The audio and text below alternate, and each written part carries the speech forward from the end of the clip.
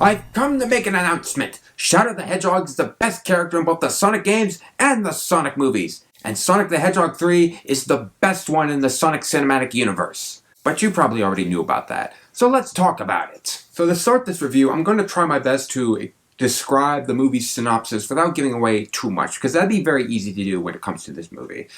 But if you've seen the Sonic trailers, it pretty much summarizes the premise better than words can describe. Sonic, Tails, and Knuckles are now a team, and now they must face off against a new mysterious hedgehog named Shadow, who is wreaking havoc on the Earth. Meanwhile, Dr. Eggman is back, and he's teamed up with his old grandfather, Dr. Gerald Robotnik, who has plans of his own for the Earth. Now, before going to the theater to see Sonic the Hedgehog 3, I had already seen that people on websites like YouTube and Rotten Tomatoes had given the movie positive reviews. And by positive, I mean like the highest positive rating for any Sonic movie in the Sonic cinematic universe, like by far. Like Rotten Tomatoes had it like at 88%. And I think it still is at 88%.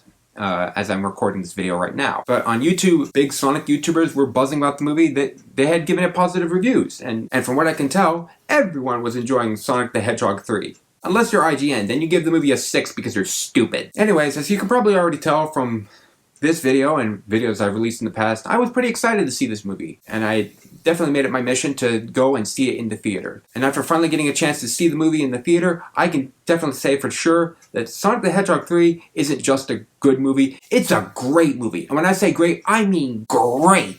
This movie was a blast to watch in the theater. Everything about the story, the characters, the action, the setting, the scenery, everything about this movie was just so good. And you can definitely tell this is a movie that its writers and its directors, this is a movie that they wanted to tell. And it's crafted with so much love and care for the source material and for its fan base that supports Sonic the Hedgehog. One of the biggest positives in this movie is in its characters and their growth throughout the film. See, in the past two Sonic movies, the characters did grow and change, but it kind of felt predictable. Like in the first Sonic movie, you knew Sonic was going to get used to Earth and he was eventually going to be able to stay here. And Tom was going to let him into his family and become a dad to him, sort of. In Sonic 2, you knew Knuckles was going to become the good guy and that Sonic and his friends would win against Eggman. With this movie, it felt completely unpredictable. Yeah, I knew some things that were supposed to happen because of the source material it's adapting from, Sonic Adventure 2. But when it comes to like character decisions and what they choose to do in the movie, nuh-uh. I was not expecting so much development and growth from the characters, especially Sonic and Shadow, who are probably the two characters that get the most growth out of this movie, in my opinion. Now that doesn't mean the side characters don't get a chance to shine in the spotlight as well. Tails and Knuckles, they were great as supporting characters. The movie does a really good job of showing the team dynamic that Sonic and Tails and Knuckles share throughout this film. And they even use Tails and Knuckles to help Sonic grow as a character. And that was really interesting to see. That they aren't just sidekicks for Sonic, they actually do stuff in the movie. And I love how Tails and Knuckles try to guide Sonic in making good decisions, which is a constant theme throughout this entire film. And I absolutely love the character growth that Sonic experiences in this film. Some might see it as predictable, but honestly, every choice he made felt genuine and almost made him feel human and relatable. However, if we're going to talk about the character who experiences the most growth in this film, the crown goes to Shadow the Hedgehog, hands down. Shadow absolutely steals the show in this movie. And it's not just because the writers and the creators of this film treat his character with so much love and respect,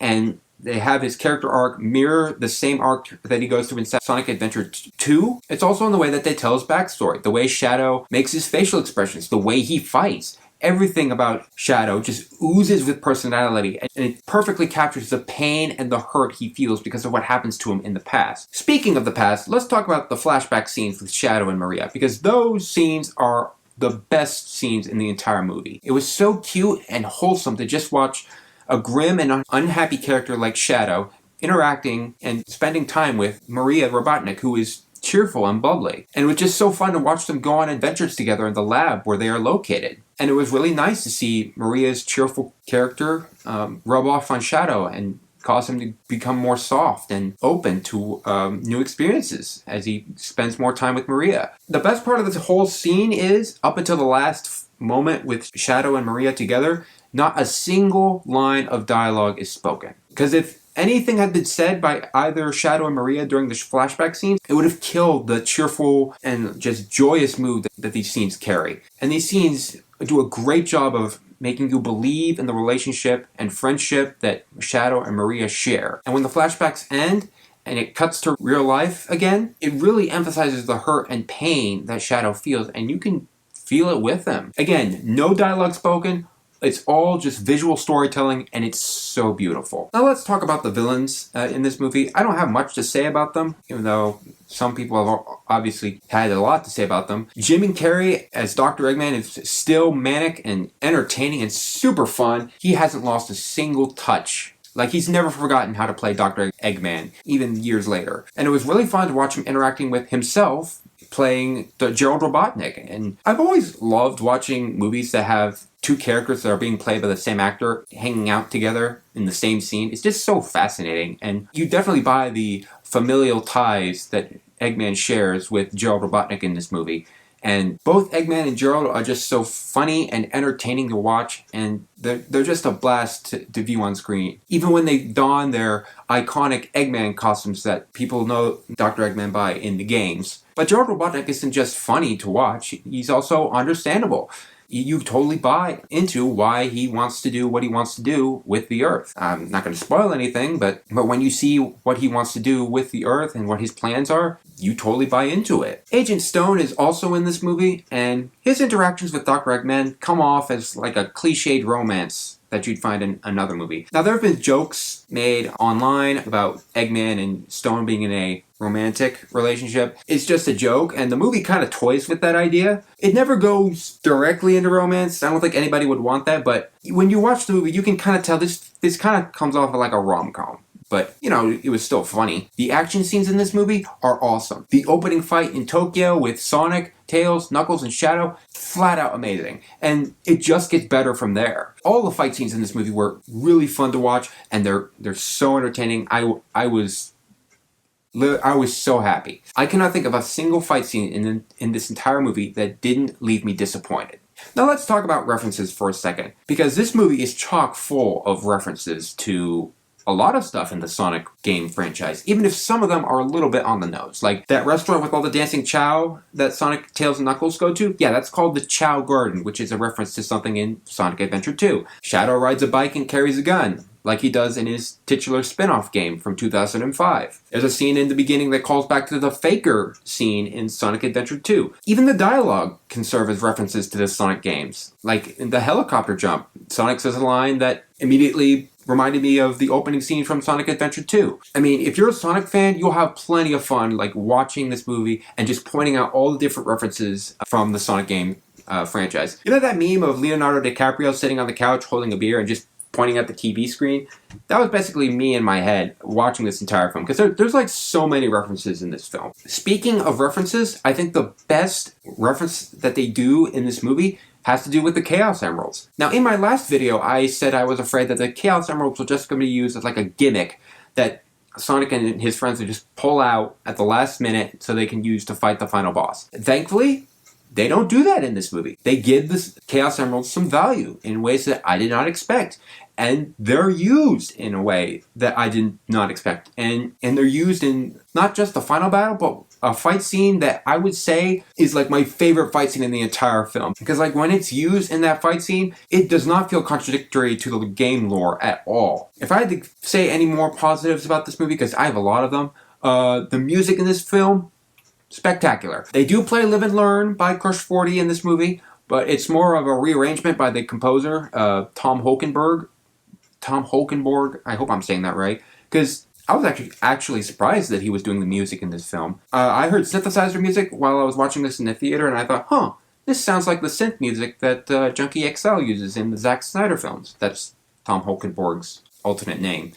But then when the credits roll and you see the name under the title of composer, it's Tom Holkenborg. And I'm like, that's really interesting. It was such a cool detail to see. And I think he did a really good job with the music in this film.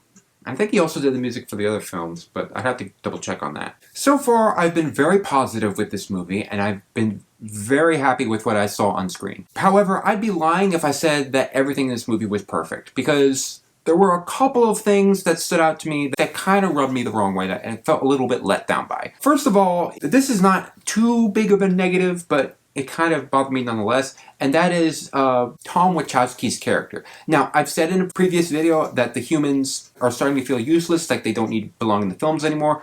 Thankfully, this is not the case in this movie. They are used quite well. They do serve the plot. But my problem with Tom Wachowski is that it's how he's used in the second half of the film. See, in the Sonic movies, especially Sonic 2, Tom Wachowski's like this wise dad who gives Sonic some life advice on how he should make choices and what he should do when he's out with his friends. That was all good and fine and wholesome. But then later in the film, when Sonic asks Tom and Maddie to join him to go to Gun HQ for his help, Tom just comes across like this annoying doofus for no reason, and he just gets smacked around by Maddie. It just felt really jarring and off. Now that scene didn't last long, unfortunately, but it just kind of felt out of character for Tom to be all silly and goofy when he's been the wise old man, so to speak, in previous scenes, especially in previous films. However, my biggest problem with Sonic the Hedgehog 3 is not necessarily a huge negative, it's more of a letdown. And that has to do with the character played by Kristen Ritter. So Kristen Ritter plays a gun agent who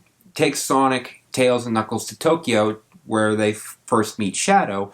However, she seems like a character who had a plan of her own in stopping Dr. Eggman and Gerald Robotnik.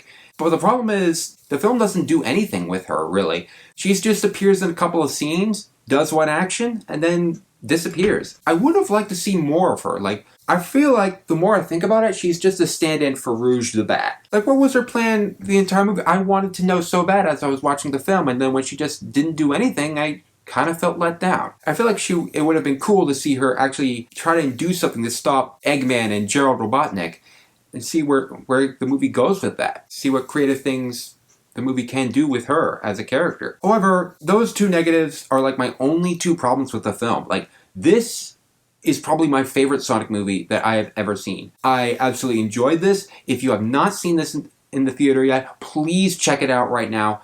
It is so good. You will have the time of your life. For a score on a scale of 1 to 10, I am going to give Sonic the Hedgehog 3 a 9. Also, there are 2 post-credit scenes for this movie, and be sure to stick around with them, because there's one before, there's one after the main cast credits, the inner animation, which is inspired by Sega Saturn animation. There's a cutscene after that, post-credit scene, but then after the whole credit roll, I got home and my sister, who went to the theater with me that night, informed me that there was a second post-credit scene. So stick around for that. At the very end of the movie, there's a second post-credit scene. You don't want to miss it. So anyway, that's my review for Sonic the Hedgehog 3. I hope you all enjoyed watching this. Please don't miss this movie in theaters. You will enjoy it. And if you enjoyed this video, please make sure to hit the thumbs up button.